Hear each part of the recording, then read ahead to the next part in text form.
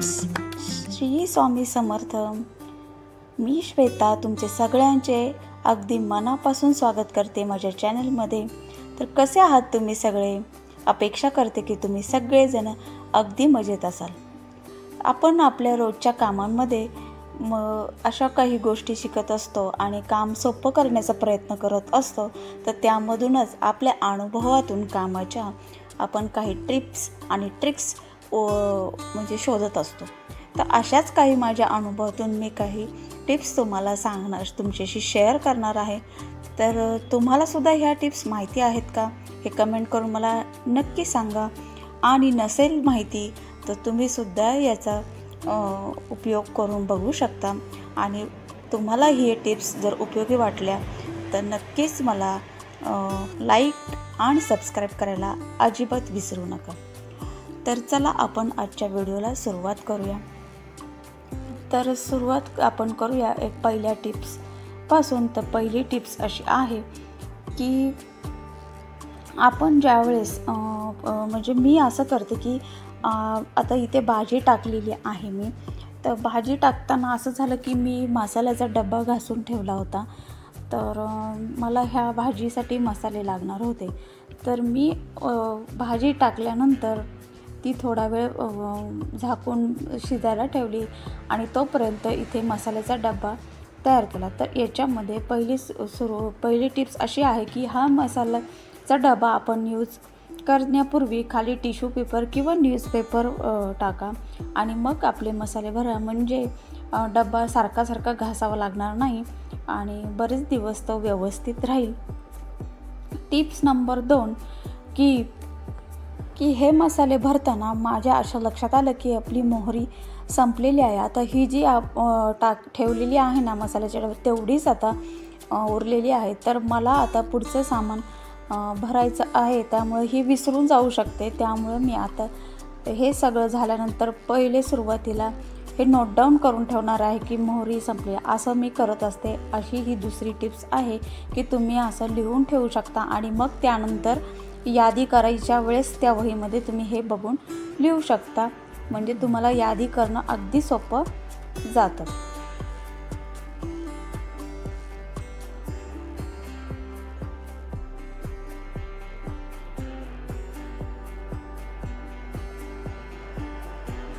आता tips number 3.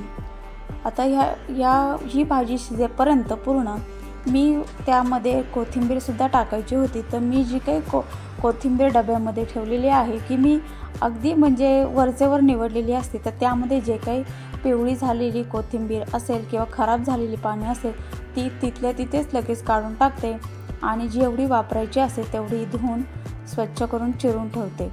म्हणजे आपला वेळ सेपरेट ते निवडत बसण्यासाठी जाणार नाही आणि आपल्याला पटकन पुढच्या वेळेससुद्धा त्याचा म्हणजे दुसरी पानं पण मग खराब होऊ शकतात म्हणून ती काढून ठेवायची. तसंच टिप्स नंबर आहे 4. टिप्स नंबर 4मध्ये असं आहे की आपण जी तेलाची पिशवी फोडतो आणि मग ती थोडा वेळ अशीच तेल साचण्यासाठी नितळायला ठेवतो. तर हे तेल काढल्यानंतरसुद्धा ही जी बॅग असते तेलाची ह्याला भरपूर तेल आतमध्ये असतं. तर मी अशा वेळी आपण जी काही कणिक भिजवतो त्याला वरतून आपण जेव्हा तेल लावतो तर त्याऐवजी ही जी बॅग असते ही पूर्ण त्याच्यावरती आपण व्यवस्थित त्यावरचं तेल आपण त्या कणकेला लावून घ्यायचं आहे. त्यामुळे आपलं जे तेल वाया जाणार असतं पिशवीला ते जाणार नाही आणि कणिकसुद्धा अगदी व्यवस्थित मऊ होते. त्यानंतर पुढची टिप्स आहे टिप्स नंबर 5 की आपण जे दूध आणतो बाहेरून तर त्यावेळेस ती दुधाची पिशवी स्वच्छ पाण्याने धुवून घ्या आणि थोडी नितळल्यानंतर सुक्या कपड्याने पुसून घ्या. कारण की ह्या पिशव्या कुठं अशा ठेवलेल्या असतात आणि मग त्या एकावर एक असल्यामुळे कधीकधी फुटतातसुद्धा आणि मग तेच दूध पिशवीला लागतं किंवा मातीसुद्धा लागलेली असते आणि मग तसंच त्या पिशवीला खूप वास येत असतो.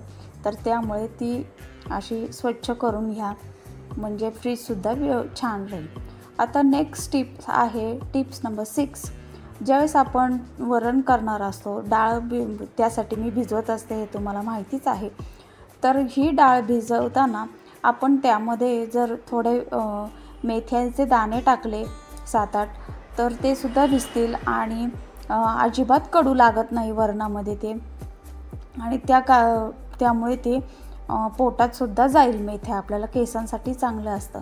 टिप्स नंबर 7 अशी आहे की आपण ज्यावेळेस कुकर लावतो त्यावेळेस डाळ किंवा पाणी असं बाहेर येतं शिट्टीच्या तिथून, तर तुम्ही त्या शिट्टीच्या आतल्या साईडनी थोडंसं तेल लावा आतल्या साईडनी आणि मग कुकर लावा. अजिबात तेल त्यातनं बाहेर येणार नाही.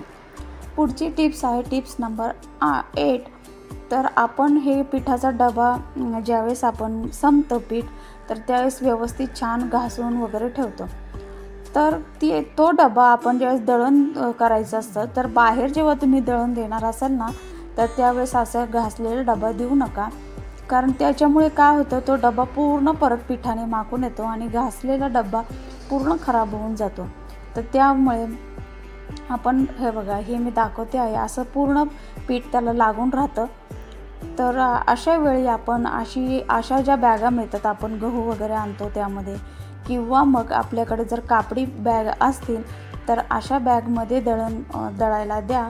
म्हणजे दळण आणल्यानंतर ते पिठाच्या डब्यात रिकामं करा आणि ह्या बॅग आपल्याला धुवून ठेवता येतील व्यवस्थित. पुढची टिप्स आहे टिप्स नंबर 9. तर आपण 9 आणि 10 मी एकाच वेळी सांगणार आहे, एकामागोमाग एकमेकाशी संलग्नच आहे त्या. तर आपण ज्यावेळेस दूध सोडणार असतो ते भांडं पहिले ओलं करून घ्या स्वच्छ पाण्याने, म्हणजे दूध तापवताना ते पातेल्याला चिकटणार नाही. आणि पुढची टिप्स अशी आहे 10 की हे जे दूध आपण बाहेर काढून ठेवलं, आपण एक 5-10 मिनटं आपण बाहेर ठेवतो, तर ती पिशवी थोडीशी अशी हाताने आपटून घ्या.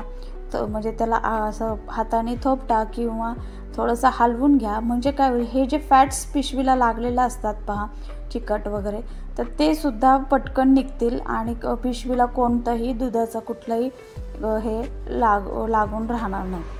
तर हे पहा, आता हे दूध अगदी पूर्ण निघालेलं आहे, जास्त निथळायला सुद्धा काही राहणार नाही. आता बघा, मी पुन्हा तरी साईडला ठेवलेलं आहे आणि तुम्ही बघू शकता की दुधाच्या पिशवीला काहीही दूध राहिलेलं नाही. जे काही राहिलं असेल आता हे मी पुन्हा टाकून घेणार आहे पातेल्यामध्ये.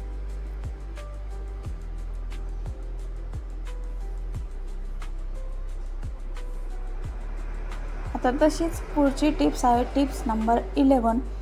तर यामध्ये असं होतं आहे की हे जे कप असतात ना, ह्याचे जो खालचा भाग असतो आपला, तर तो असा जर कडांचा असेल ना, म्हणजे डिझाईन, आता हा स्क्वेअरमध्ये आहे, तर याच्यामध्ये आपण चहा पितो तर त्यावेळेस एकदम पूर्ण असं थर जमा होतो एक खराब, आणि तो निघत नाही, पूर्ण ब्राऊन काळपट होतो तो आतल्या साईड. हे पहा, मी व्यवस्थित दाखवते.